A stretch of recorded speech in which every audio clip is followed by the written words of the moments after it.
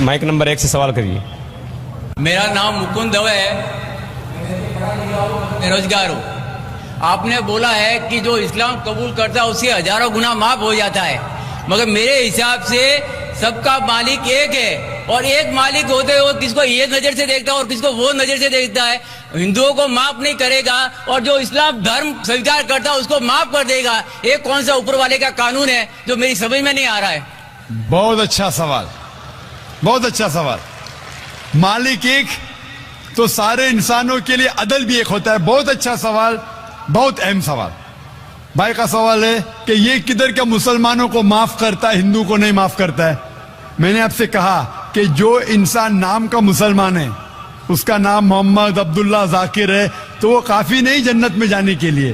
مسلم کا مطلب وہ انسان جو امن حاصل کرتا ہے اپنی خواہش، اپنی مرضی سے خدا کے احکامات پہ عمل کرنے کے بعد.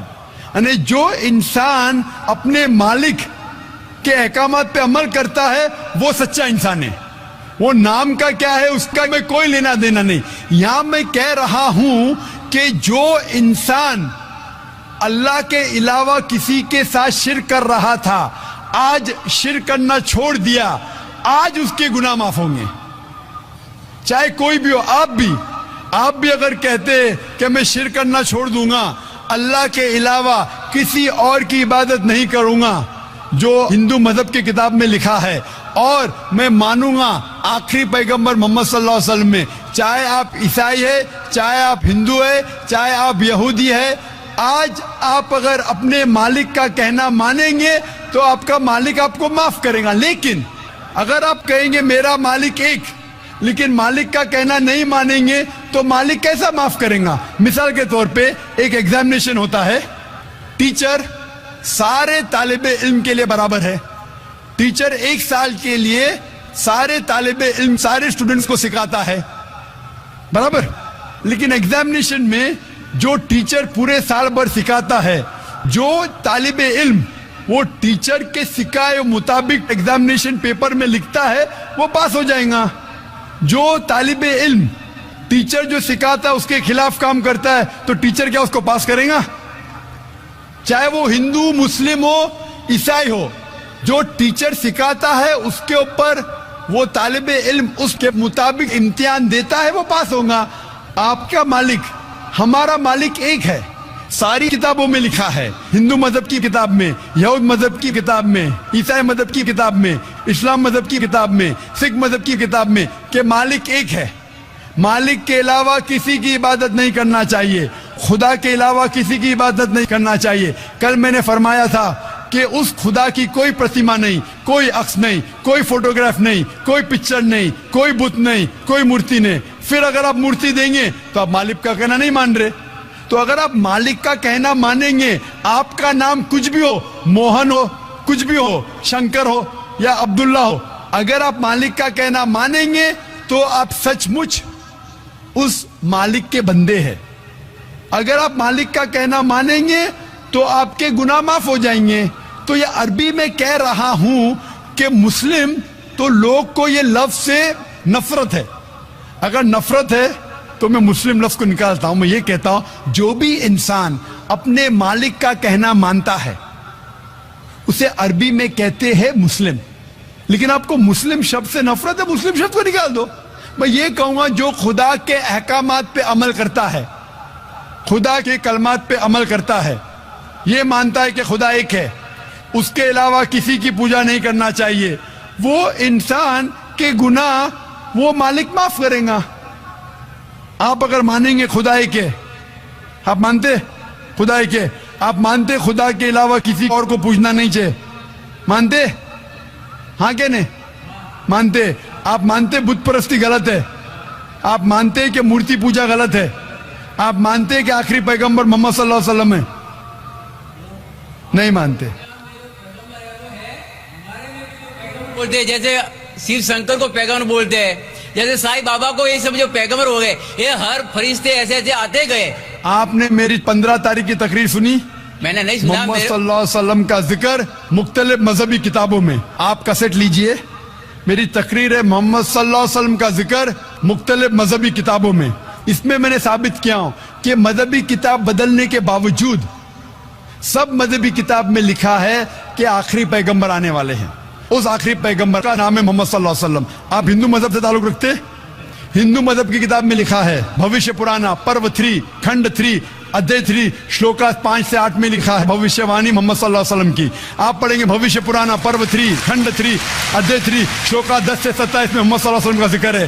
آپ کنڈب سکتا پڑھیے اتھروا وید میں لکھا ہے کتاب نمبر 20 ہم نمبر 127 شلوکا نمبر 1 سے 14 میں لکھا ہے محمد صلی اللہ علیہ وسلم کے بارے میں. آپ پڑھیے اتھروا وید کتاب نمبر 20 ادھیے نمبر 21 شلوکا نمبر 6 اور 7 میں محمد صلی اللہ علیہ وسلم کا ذکر ہے.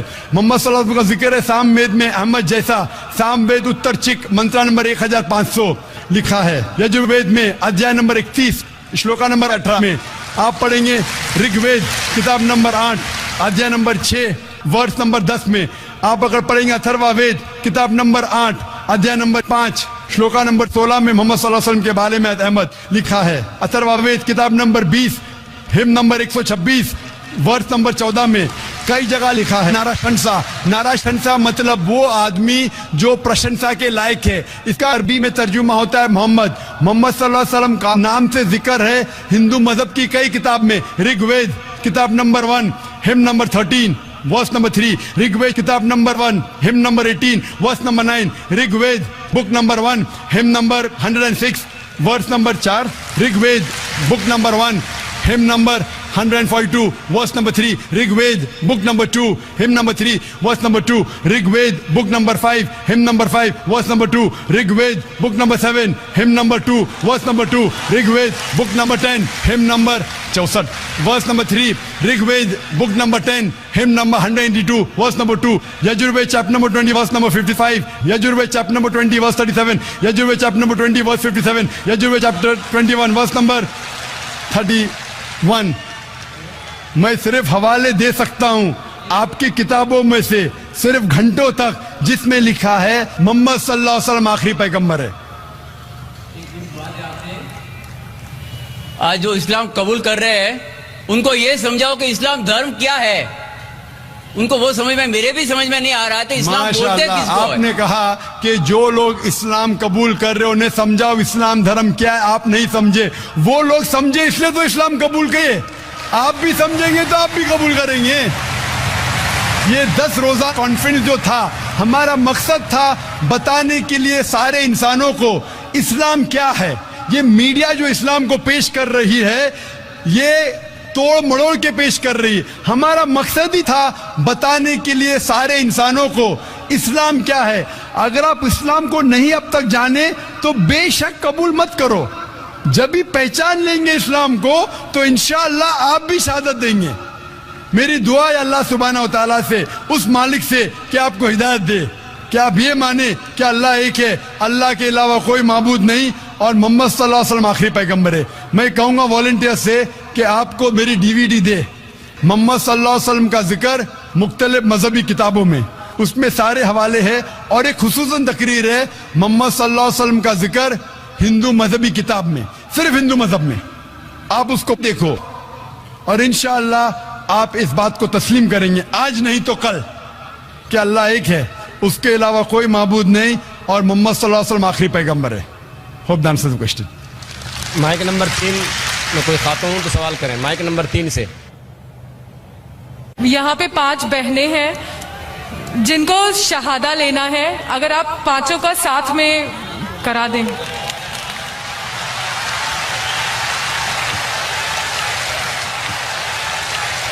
میں جو نہیں چاہتا ہوں وہ اللہ تعالیٰ کر رہا ہے. مجھے کسی نے کہا کل کہ شہادہ اتنے ہو رہے کیوں نہ آپ اعلان کرو کہ ایک ساتھ میں دو تو وقت بچیں گا اور لوگ آئیں گے. میں نے کہا میں پبلک میں نہیں کہنا چاہتا ہوں لیکن ماشاءاللہ لوگ کو پتہ ہے کہ وقت کم ہے تو 5 بہنیں ساتھ میں مائک کے نزدیک آ گئے. میں صرف یہ پوچھنا چاہتا ہوں 5 بہنوں سے, کیا کوئی بھی آپ پہ زبردستی کر رہا ہے اسلام قبول کرنے کے لیے؟ کوئی آپ پہ دباؤ ڈال رہا ہے اسلام قبول کرنے کے لیے؟ آپ مانتے ہیں کہ خدا ایک ہے اور اللہ کے علاوہ کوئی معبود نہیں؟ آپ مانتے ہیں کہ محمد صلی اللہ علیہ وسلم آخری پیغمبر ہے؟ میں صرف یہ پوچھنا چاہتا ہوں کہ باری باری ایک بہن اپنا نام کہے ابھی آپ کا نام کیا اور کون سے مذہب سے تعلق رکھتے, اس کے بعد میں ساتھ میں کلمہ پڑھاؤں گا آپ کو. میرا نام کسم پاٹل ہے, میں اسلام قبول کرنا چاہتی ہوں. دوسری بہن اپنا نام فرما سکتی ہے؟ میرا نام ہے نرملا شیلیندر گائیکواڑ, مگر میرے شوہر بھی ادھر آئے کلمہ پڑھنے کے لیے. تو شوہر بھی آ سکتے ہیں. جو بھی بھائی, ابھی وقت کم ہے, جو بھی بھائی اور بہن اسلام قبول کرنا چاہتے وہ مائک نمبر 1, 2 اور 3 پہ ساتھ میں آ سکتے. 3, 4, 5 وقت کم ہے.